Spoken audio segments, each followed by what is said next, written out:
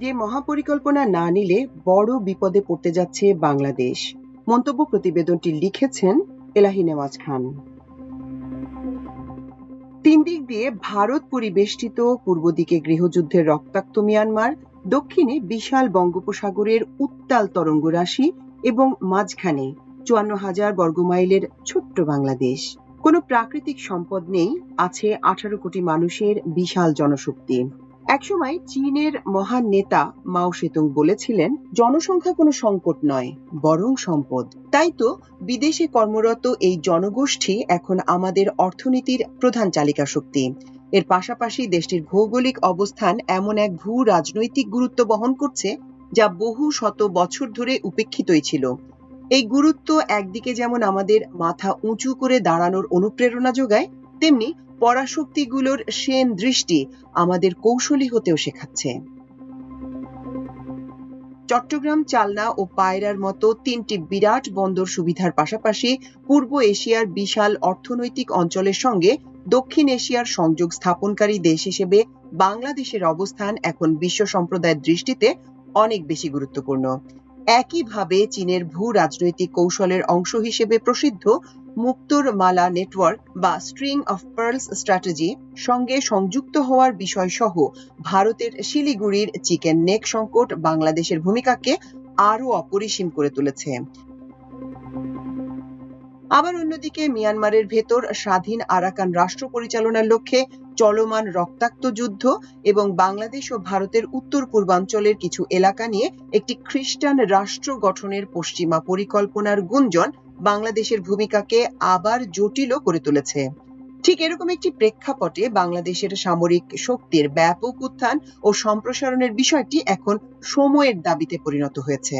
এসব ছাড়াও বিশ্ব ক্ষমতার মানচিত্রের পরিবর্তনশীলতার পরিপ্রেক্ষিতে বাংলাদেশের নিরাপত্তা ও সামরিক সক্ষমতার বিষয়টি অতীতের যে কোনো সময়ের চেয়ে আরো অনেক গুরুত্বপূর্ণ হয়ে উঠেছে। যদিও এটা সত্য, আমাদের সামরিক শক্তির বিকাশ কখনোই সুনির্দিষ্ট ডক্ট্রিনের ভিত্তিতে ঘটেনি। রাজনৈতিক পালাবদলের সঙ্গে সঙ্গে বারবার হোঁচট খেয়েছে। শুধু তাই নয়, অনেক বেদনাদায়ক ঘটনায়ও বহুবার পিছিয়ে গেছে অগ্রযাত্রা। স্বাধীনতার পর গত 54 বছরে যুদ্ধ ছাড়া অভ্যন্তরীণ সংঘাতে যত অফিসার নিহত হয়েছেন তার নজির বিশ্বের ইতিহাসে কোথাও নেই। তাছাড়া গণতন্ত্রের ধারাবাহিকতায় বিঘ্ন ঘটানো জেনারেল এরশাদ ও জেনারেল মঈন ইউ আহমেদের সামরিক হস্তক্ষেপ এবং অতঃপর আওয়ামী লীগের ফ্যাসিবাদী শাসনকে মদত প্রদানকারী কয়েকজন সেনাপতির নগ্ন ভূমিকা পালন সামরিক বাহিনীকে জনবিচ্ছিন্ন করে ফেলেছিল মারাত্মকভাবে। তবে দিন শেষে জুলাই আগস্ট ছাত্র জনতা বিপ্লবকালে প্রতিষ্ঠান হিসেবে সামরিক বাহিনীর গণমুখী ভূমিকায় আবার জনসম্পৃক্ততা বৃদ্ধি পেয়েছে। মূলত একটি জাতীয় সামরিক বাহিনী দেশের স্বাধীন সার্বভৌমত্ব রক্ষার প্রতীক, আর সেজন্যই তারা জনগণের কাছে বীর হয়ে ওঠে। এরকম বীরত্বগাথা আমরা বহুবার দেখেছি। আবার এটাও দেখেছি কিভাবে কিছু অফিসার ইতিহাসের জঘন্যতম ফ্যাসিবাদী শাসন কায়েমে সহায়তা করেছেন। এত কিছু সত্ত্বেও আমাদের মতো ছোট ছোট দেশে সংকটকালে সামরিক বাহিনীর ভূমিকা গুরুত্বপূর্ণ হয়ে ওঠে। সেটা দুভাবে ঘটে, একটা নেতিবাচক, অন্যটা ইতিবাচক। একটি চরম নিপীড়নমূলক, অপরটি মুক্তিকামী মানুষের সারথি। যেমন একটা পেশাদার সেনাবাহিনী সরকারের নিপীড়নমূলক শাসনের সহায়ক শক্তি হিসেবে কাজ করতে পারে, সেক্ষেত্রে সরকার বিরোধী সব আন্দোলনকে নিষ্ঠুরভাবে দমন করতে সামরিক বাহিনী কোনো কুণ্ঠাবোধ করে না। পৃথিবীর নানা দেশে এ ধরনের ঘটনার অসংখ্য দৃষ্টান্ত রয়েছে। আমরা 1971 সালে বাংলাদেশের নিরস্ত্র মানুষের উপর পাকিস্তান আর্মির নৃশংসতা দেখেছি। আবার একই আর্মির বাঙালি অফিসারদের পক্ষ ত্যাগ করে স্বাধীনতা যুদ্ধে অংশ নেওয়ার ঘটনাও ইতিহাস হয়ে আছে। মেজর জিয়াউর রহমান স্বাধীনতার ঘোষণা করে দিশাহারা জাতিকে যেভাবে অনুপ্রাণিত করেছিলেন তাও ইতিহাসের উল্লেখযোগ্য ঘটনা। তাই বলা হয়ে থাকে, জাতীয় সেনাবাহিনী সরকারের পক্ষ ত্যাগ না করা পর্যন্ত কোনো বিপ্লব সফল হয় না। সে সময় জিয়াউর রহমানের নেতৃত্বে পাক সেনাবাহিনীর পক্ষ ত্যাগ আমাদের স্বাধীনতা যুদ্ধের মোড় ঘুরিয়ে দিয়েছিল। অবশেষে 9 মাস রক্তাক্ত যুদ্ধের পর আমরা স্বাধীনতা লাভ করি। এই যে সরকারি পক্ষ ত্যাগ করে বিপ্লবীদের সঙ্গে যোগ দেওয়ার ঘটনা, তা ইতিহাস জুড়ে ভুরি ভুরি আছে। যেমন ফরাসি বিপ্লবকালে ফরাসি গার্ড রাজার পক্ষ ত্যাগ করে বিপ্লবীদের সঙ্গে যোগদান করলে বিপ্লবের আশু সাফল্য ঘটে। এটা ছিল রাজকীয় বাহিনীর এলিট ইনফ্যান্ট্রি রেজিমেন্ট। এই বাহিনী বাস্তিল দুর্গে আক্রমণ চালালে দ্রুত দুর্গের পতন ঘটে। অন্যদিকে রাজকীয় আর্মি প্রথম দিকে রাজার প্রতি অনুগত থাকলেও শেষমেশ সংঘাতে জড়াতে অনীহা প্রকাশ করে, যা ফরাসি রাজতন্ত্রের পতন অনিবার্য করে তুলেছিল। আবার রুশ বিপ্লবের কথাই ধরা যাক। সেই বিপ্লবের সময় সেনাবাহিনীর একটা বড় অংশ রাজতন্ত্রের পক্ষ ত্যাগ করে বলশেভিকদের সঙ্গে যোগ দেয়। এর ফলে রুশ বিপ্লব দ্রুত সফলতা লাভ করে। একই ঘটনা আমেরিকার বিপ্লব বা স্বাধীনতা যুদ্ধের সময় ঘটেছিল। তখন ব্রিটিশ সেনাবাহিনীর নিম্ন পদের কিছু অফিসার ও সৈনিক স্বাধীনতাকামী যোদ্ধাদের সঙ্গে যোগ দিয়েছিল।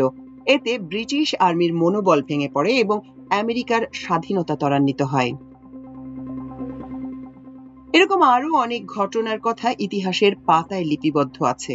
তবে সর্বশেষ একবিংশ শতাব্দীতে বাংলাদেশে জুলাই আগস্টের বিপ্লবের সময় ফ্যাসিস্ট হাসিনা সরকারের আদেশে বিপ্লবীদের উপর গুলি চালাতে অস্বীকৃতি জানিয়ে এবং সরকার পরিবর্তনে অনুঘটকের কাজ করে বাংলাদেশের সামরিক বাহিনীও ইতিহাস হয়ে গেছে। ঠিক যেভাবে ফরাসি রাজকীয় বাহিনী অনীহা প্রকাশ করে ফরাসি বিপ্লব সফল করেছিল। আজ এই পটভূমিতে আমাদের উপলব্ধি করার সময় এসেছে যে একটি স্বাধীন দেশের সামরিক বাহিনী অন্য দেশের অধীনস্থ হয়ে থাকতে পারে না। এই ধরনের পরিস্থিতিতে কোনো দেশের পক্ষে স্বাধীনভাবে পররাষ্ট্রনীতি পরিচালনা করা অসম্ভব হয়ে পড়ে।